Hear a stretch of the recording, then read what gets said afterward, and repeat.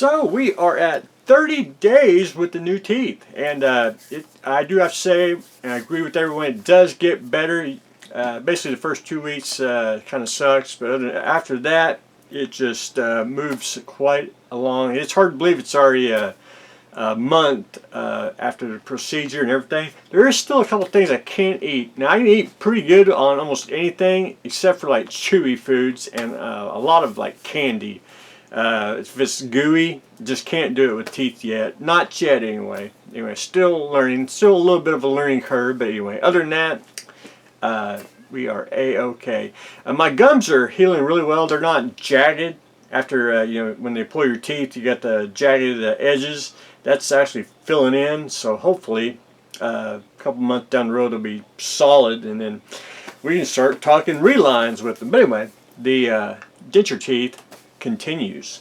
The bottle cap challenge. You've seen everyone do that, where they do the big roundhouse kick and they kick the top of the bottle cap off.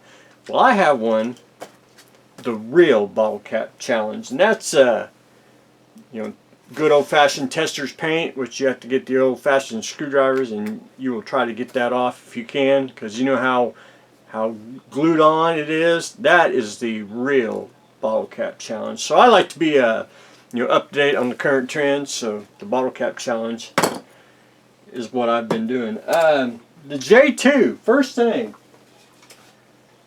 upper level. Now I want to see the vinyl sticker wants to curl up. Yeah, I don't know why. I think it's due with the paint, because I do a lot of custom kid toys, and I do basically vinyl stickers for to replace them, and they want to curl up on paint. I just think it's the adhesive on it. No big deal. I just put a little glue on here, and we'll burnish it down, and we'll be good to go on that. But anyway, I'm going to start the upper level either tomorrow or Monday. But anyway, because we are almost done with the lower level. I got most of all the decals on the, and for example, I don't know which room is room, so we're just going to say 1, which I should have got most of that on there, 2, 3, 4. Hopefully you can see the all decals. Now I'm basically down to the, I won't call it the kitchen, where they had a little eating table. I had to go look at a picture. It's actually painted silver, so I got it painted, and I got to put a decal that goes on top of that. But I started to put the rest of the decals on. I got to go look through the instructions, and I got to make sure that I got all the decals on. I got to check everyone off, make sure that I got everything on, and I'll be good to go on the lower level. And then we'll work on the top. Anyway, decals going great. A little bit of solution. Once I get all decals on, then I'll spray it with probably, I don't know if I'll do a gloss. I'll probably do a matte or something on here just to get everything sealed and ready to go. So the lower level is just about done. I've been test fitting, and I had to find the front of the thing, which if you notice, it's got a window on the bottom, and basically I had to make my little front mark here. And the lower level really don't fit if you really want to get down to it.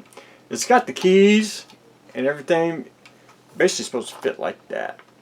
But if you really look at the lower level, it's actually, if this part here was actually raised up just a tad, this would fit perfectly. And I think a lot of it, and I don't know, I thought about cutting off the lines here and see if that would give a real nice flush. It just don't really fit. But anyway, we'll continue on with that and try to get it to fit the best we can. The lower circle, I took took glue stick around the edges and got that. Now I have to give my disclaimer here on the when I use a glue stick. If it does ever come up, all you gotta do is take the glue stick and glue a little bit down, push it back down. I can't really can't guarantee it'll stay.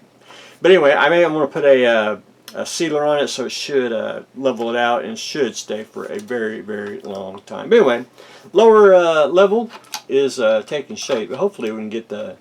And I used to think, oh, my microphone fell off. That's what I get for buying the short version. I just can't do anything with one end. The I used to think the Jupiter 2 here didn't fit, because if you look at the floor, it doesn't go all the way to the edge of the wall, and that's because the it's beveled. So once I get this glued in, I'm going to have to go back in and paint the inside. If I can hold it here, I'm going to have to paint the inside on the very edges of the floor to get that basically look like it's part of the ship. But anyway, that is where I am on Jupiter 2. So we're going to try to finish up the lower level today, and then we'll work on the upper level.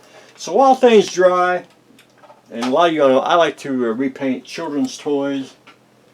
So I've been doing this. This is a Ruby's Boba Fett blaster.